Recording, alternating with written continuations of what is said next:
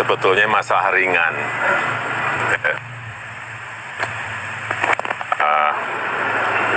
Tuduhan ijazah palsu. Tetapi memang perlu dibawa ke ranah hukum agar semuanya jelas dan gamblang. Ya. Ya. Siapa aja yang dilaporkan hari ini, Pak? Siapa saja yang dilaporkan? Apakah sama dengan Nanti ditanyakan kepada tim kuasa hukum detailnya. Ya.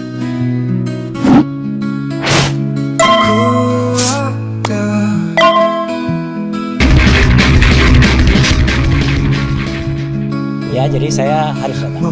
Dan saya memang juga menyayangkan gitu, karena ada beberapa yang sudah disebut-sebut namanya, ya, tapi kasihan yang bersangkutan, seperti Pak Abraham Samad ya, namanya udah disebut bahkan dikatakan mangkir.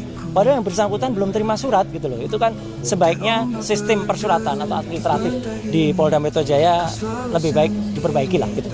Jangan sampai kemudian mengorbankan teman-teman yang sudah disebut-sebut tapi ternyata belum ada, termasuk juga Bang Resmon ya, sudah disebut-sebut tapi ternyata belum ada suratnya. Nah, jadi klarifikasi saya tadi alhamdulillah berjalan cukup lancar dari jam 10 sampai dengan ini di break tadi ya, sudah sampai pertanyaan ke-24 ya gitu, dan sudah sampai ke pertanyaan-pertanyaan yang lebih banyak soal identitas tadi gitu. Karena ketika ditanyakan yang lain, saya strict dengan Polda Metro ya. Polda Metro memberikan saya surat undangan untuk peristiwa tanggal 26 Maret tahun 2025 ya. Harusnya itu pertanyaannya. Jadi ketika ada pertanyaan yang lain ya saya keberatan untuk jawab. Itu hak loh ya, hak warga negara sesuai dengan Undang-Undang Dasar 1945, itu hak paling hati untuk kita menyampaikan apakah undangan atau pertanyaan itu sesuai dengan enggak. Ketika pertanyaannya tidak sesuai dengan suratnya ya kita harus menyatakan keberatan. Yang kedua adalah lucu, dalam undangan itu tidak ada juga siapa terlapornya. Padahal kan sudah disebut-sebut di mana-mana, sudah ember tuh ya. Lawyernya mengatakan terlapornya adalah ini. Tapi dalam surat itu nggak ada. Jadi kalau dalam surat itu nggak ada ya kita nggak wajib gitu melakukan klarifikasi. Pelapornya ada, Joko Widodo, ya. Pasal-pasalnya banyak banget gitu ditulis. Tapi terlapornya nggak ada. Nah, terlapor ini penting ya teman-teman. Jangan asal mau kemudian diambil keterangan kalau ternyata terlapornya itu saudara kita sampai dengan 3 tahap. Kita nggak wajib memberikan, karena bisa jadi kita nanti nggak diakui keterangan kita karena itu saudara. Apalagi yang terlapor itu misalnya kita sendiri, ya. Jadi kita nggak usah ngasih jawaban karena kita berhak untuk diam, berhak untuk tidak memberikan keterangan kalau memang itu tidak tertulis. Jadi terlapornya tidak ada.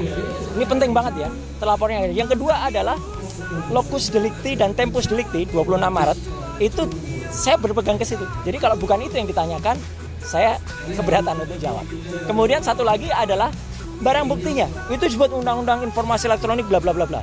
Mohon maaf sekali lagi, saya ikut merumuskan Undang-Undang Informasi dan Transaksi Elektronik. Jangan sembarangan menggunakan pasal itu untuk mempidanakan orang. Ya, Undang-Undang Informasi Transaksi Elektronik dibuat dengan niat baik agar Indonesia itu terlepas dari dikucilkan ke dunia internasional karena kita tidak memiliki undang-undang dalam bidang e-commerce.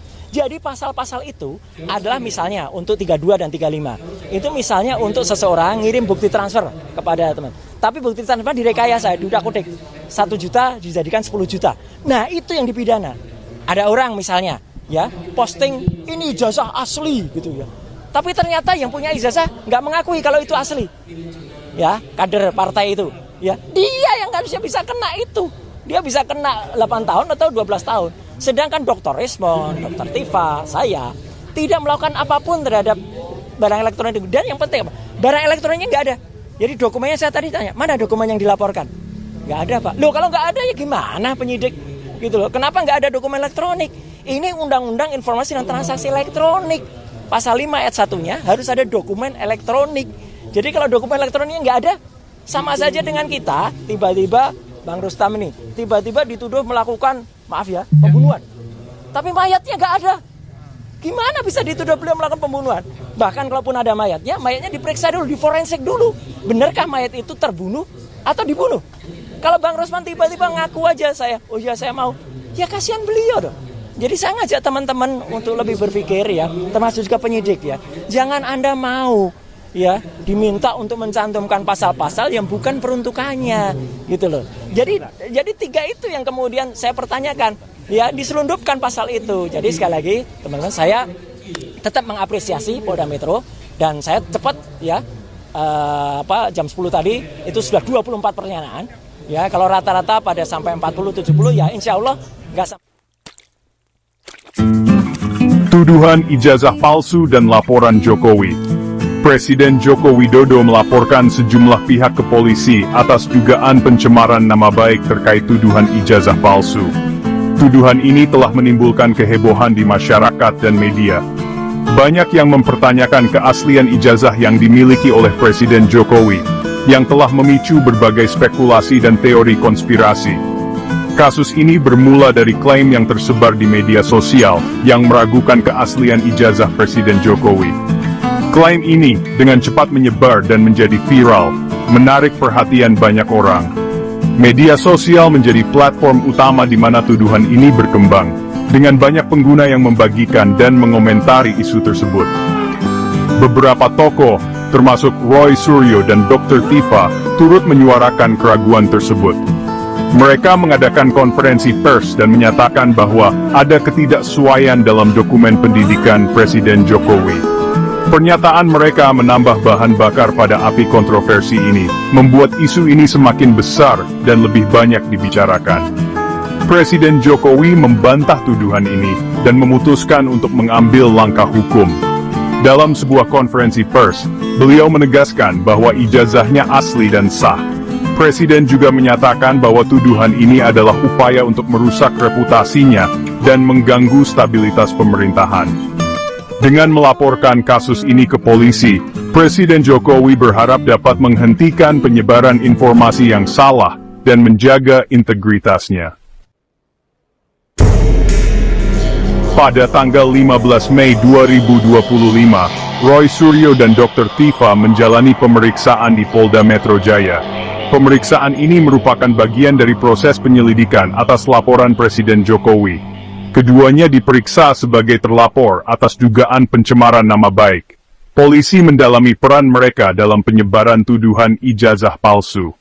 Roy Suryo, yang dikenal sebagai pakar telematika, dan Dr. Tifa, seorang aktivis kesehatan, tiba di Polda Metro Jaya sekitar pukul 9 pagi. Mereka langsung disambut oleh kerumunan wartawan yang sudah menunggu sejak pagi. Pemeriksaan ini menarik perhatian publik karena melibatkan dua tokoh yang cukup dikenal di masyarakat. Laporan yang diajukan oleh Presiden Jokowi menyebutkan bahwa keduanya diduga telah menyebarkan informasi yang tidak benar mengenai ijazah palsu. Polisi berusaha mengumpulkan bukti-bukti yang mendukung atau membantah tuduhan tersebut. Proses pemeriksaan berlangsung selama beberapa jam, di mana Roy Suryo dan Dr. Tifa memberikan keterangan mereka kepada penyidik. Setelah pemeriksaan selesai, keduanya keluar dari gedung Polda Metro Jaya tanpa memberikan banyak komentar kepada media. Mereka hanya menyatakan bahwa mereka akan mengikuti proses hukum yang berlaku dan berharap agar kasus ini dapat segera diselesaikan dengan adil. Presiden Jokowi membantah tuduhan kriminalisasi terhadap pihak-pihak yang melaporkannya. Ia menegaskan bahwa laporannya merupakan upaya untuk mencari keadilan dan kepastian hukum. Jokowi menekankan bahwa tuduhan ijazah palsu telah merugikan dan merendahkan dirinya. Ia juga menyayangkan tuduhan tersebut muncul di tengah upaya pemerintah menghadapi tantangan global. Jokowi menjelaskan bahwa laporannya bertujuan untuk memberikan pelajaran dan menciptakan efek jera. Ia ingin kasus ini menjadi pembelajaran bagi masyarakat agar lebih bijak dalam menggunakan media sosial. Jokowi menegaskan bahwa persatuan dan kesatuan bangsa sangat penting, terutama dalam menghadapi tantangan global. Ia berharap kasus ini tidak memecah belah bangsa. Roy Suryo menyatakan kesiapannya untuk menghadapi proses hukum. Ia mengaku memiliki bukti-bukti yang mendukung klaimnya tentang ijazah Jokowi. Roy Suryo juga mengklaim mendapatkan dukungan dari berbagai pihak, termasuk tim pengacara.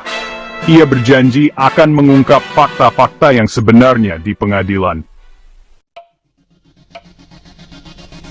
Kabid Humas Polda Metro Jaya, Kombes Ade Arysyam Indradi, membenarkan adanya pemeriksaan terhadap Roy Suryo dan Dr. Tifa.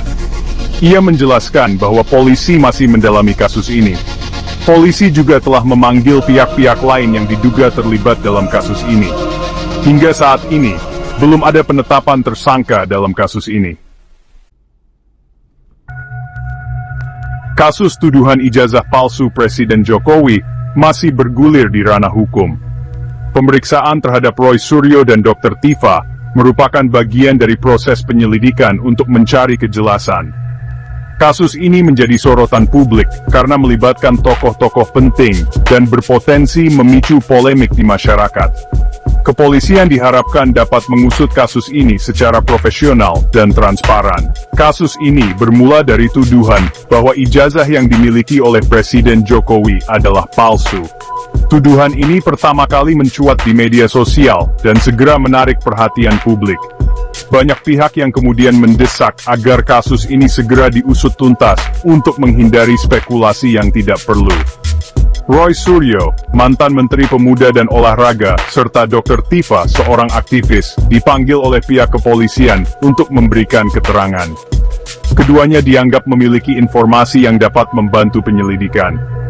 Pemeriksaan ini diharapkan dapat memberikan titik terang mengenai kebenaran dari tuduhan tersebut. Kasus ini tidak hanya menjadi perhatian di dalam negeri, tetapi juga menarik perhatian media internasional. Banyak yang menilai bahwa kasus ini dapat mempengaruhi citra Indonesia di mata dunia. Oleh karena itu, penting bagi pihak kepolisian untuk menangani kasus ini dengan sangat hati-hati dan transparan. Masyarakat pun berharap agar proses hukum berjalan dengan adil dan tidak ada intervensi dari pihak manapun.